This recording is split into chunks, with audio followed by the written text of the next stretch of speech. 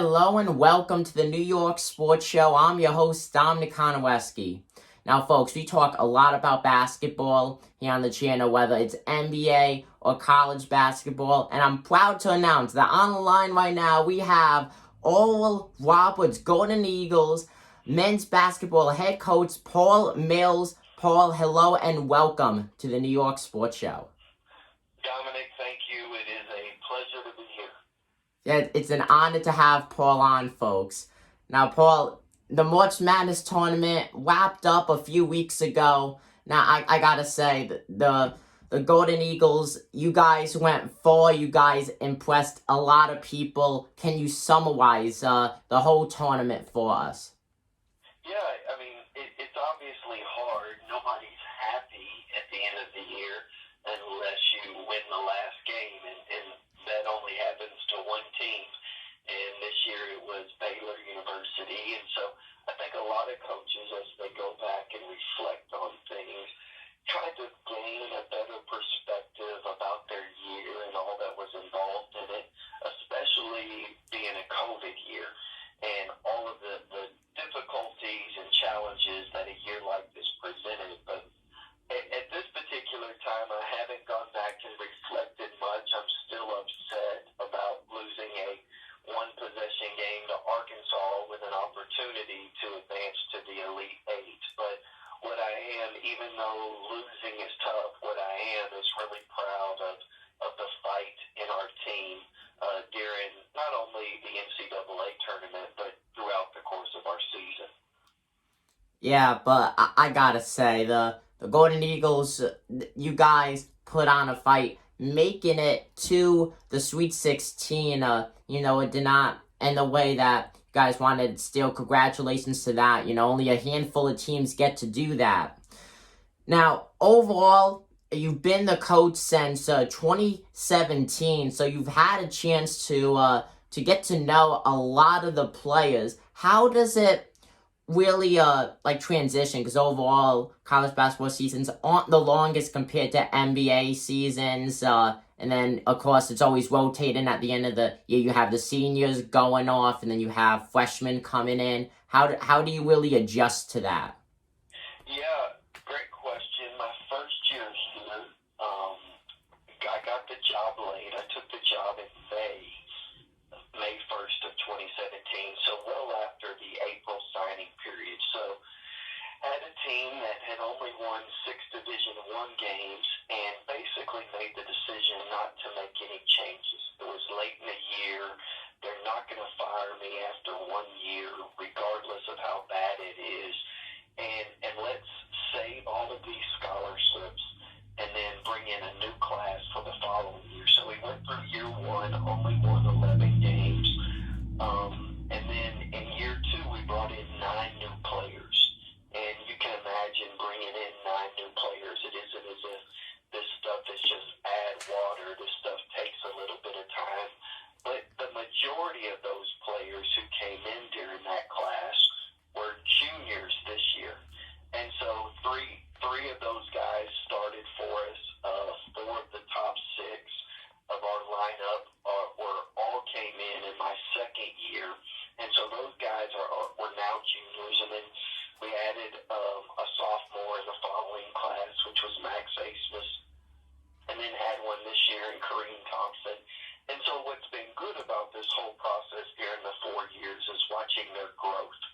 And so, those guys came in after year 1, and then to have those guys in year number 3 get to a Sweet 16 is a heck of a feat for those players.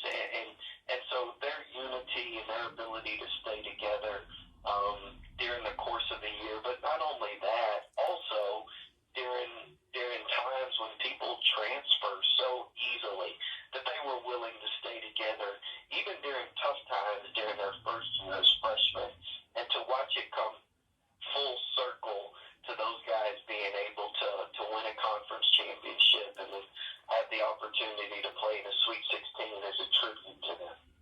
Yeah, 100%. And like you mentioned earlier, this is essentially the COVID era of basketball. We saw several teams not being able to play in general because someone on the team tested positive. How was it going into just the season in general, not even the March Madness tournament, knowing that all it takes is really just one positive taste, and that could be the end of the season, or at least put the season on halt for several days? Yeah, I mean, you saw that obviously with Duke. Duke had a COVID situation, and then that was the end of their year, and they weren't didn't play in March Madness.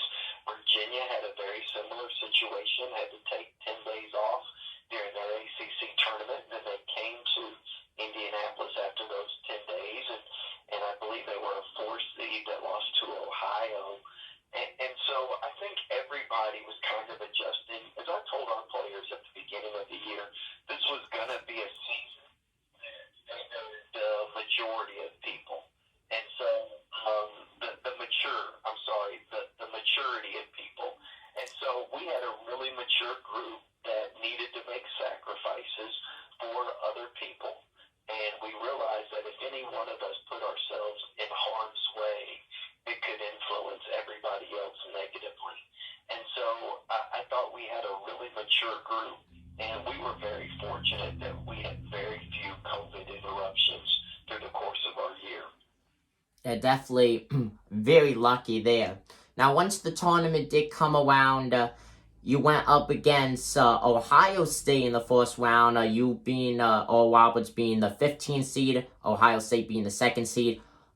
Many people consider that an upset, but with the amount of talent on the Golden Eagles, would you really say that that was an upset? Yeah, not at all. I mean, from our perspective, we expected to win. As I shared with the guys, we're not going to let somebody put a number in front of us and tell us that that's our value. We get to determine our own value. We understand the committee has a responsibility to seed the teams, but by the same token, we're not going to let somebody say this is your value, and so you need to understand that you are an underdog. We never considered ourselves an underdog. We went into this thinking that we would be very competitive with every single team that we played. And so at no time in our thinking did we ever think that we were not supposed to win, regardless of who we played.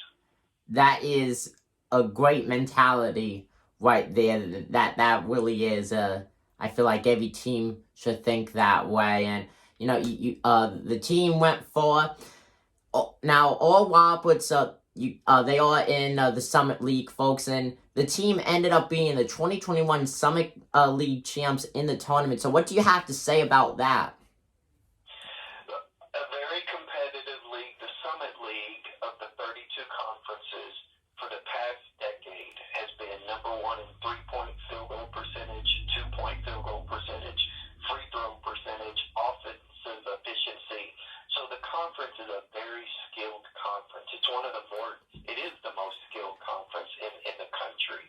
And so from the ability to really play to a skill set and to be able to be the top team in our league, to win our conference tournament in a really skilled league, speaks a lot about our players and their work ethic, because you have to be good in order to win a conference like this. And so I was really happy for our guys, but more so that they were rewarded for all of the work that they put in behind closed doors.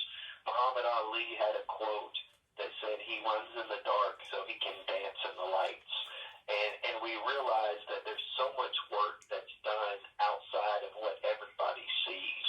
And then to have that opportunity in a nationally televised game to win our conference championship, it was, man, we did so much work behind closed scenes so that we would have the opportunity under the lights and to watch how that happened and to be able to cut down nets and win a championship. Again, I was so happy for our players that was a reward for all of their hard work behind closed doors. Yeah, 100%. Definitely a great reward. Now, what are your goals and expectations going into this next basketball season? Sure. Every year I've been here, my first year here, we were predicted to be last, and then my second year, I believe we were predicted to be sixth. Then third, my third year, second, my fourth year, and so my guess is we'll be predicted to be amongst the top teams in our conference, if not the top. And so that's what you want, though. You want those expectations. You want your players to have those expectations. And so the expectation is that we do even better. Jim Collins, the famous author, wrote a book called Good to Great, and it's how good people or how good teams become great teams. And he talked about how the enemy of great is good, because what happens is teams get good or players get good, and they get content, and they say, man, I'm good. I'm a good player. I don't need to work anymore. And that's why very few teams or very few players actually become great, is because they don't recognize that the enemy of great is actually good. And so we have to make sure that we aren't content. We have to make sure that we continue to work with the same level of hunger and humility that's required in order to be a good basketball team. And so from that perspective, I think that the expectations will be surpass what they were this past year, because we expect to be even better next season. Well, that's very good to hear.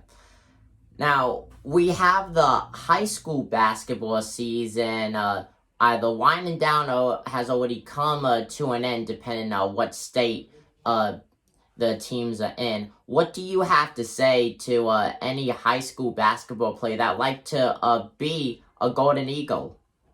Sure. I would tell you that the one thing, as I caution our guys, our players want to be professional players. They want to be NBA players, and we want them to be that.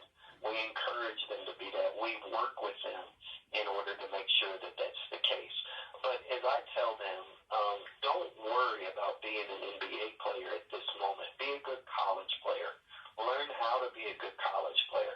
The same thing I would tell high school players. So many players get caught up in about what's next, and they don't concentrate on what's now. And what's now is you need to be a good high school player. And the better the high school player you are, the better the opportunities that you're going to receive. And so, as I tell our players, we need to be good college players. And when you're good college players, you'll have better opportunities regarding your future. So we need to make sure that that is the case with our players. I would encourage high school players to do the same.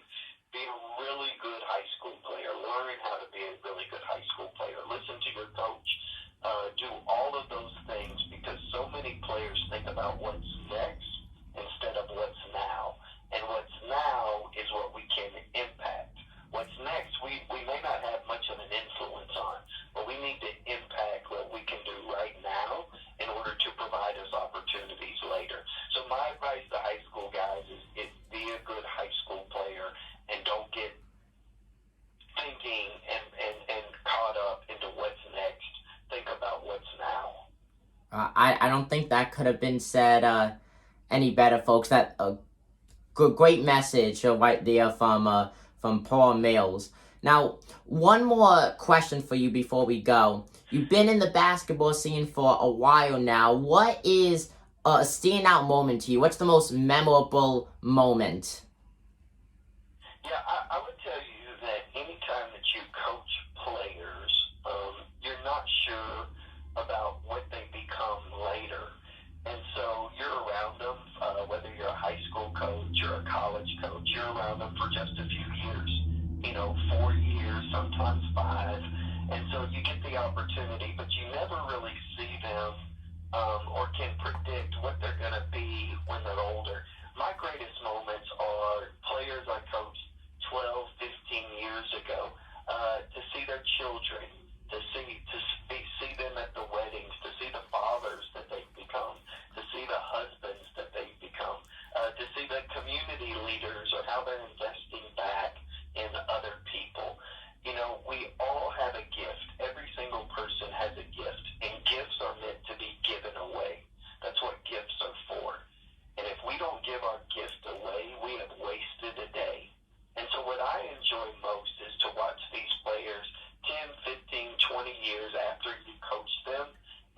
giving their gift away.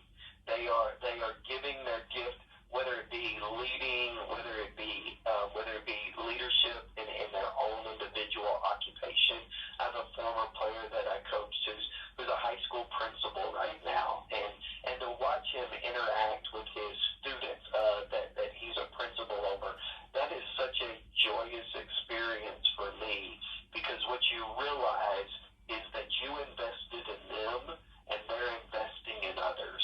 And so my greatest memories, my greatest joy is watching players 10, 15, 20 years later become good husbands, good dads, good community leaders in their respective area that they've chosen to pursue. I absolutely love that. That truly is great memories right there, folks. Well, folks, once again, this is Paul Mills, the Oral Roberts men's basketball head coach. Paul, thank you so much for joining us here on the New York Sports Show. True pleasure. That was a great interview, great questions, and I greatly appreciate your time. Thank you. Thank you.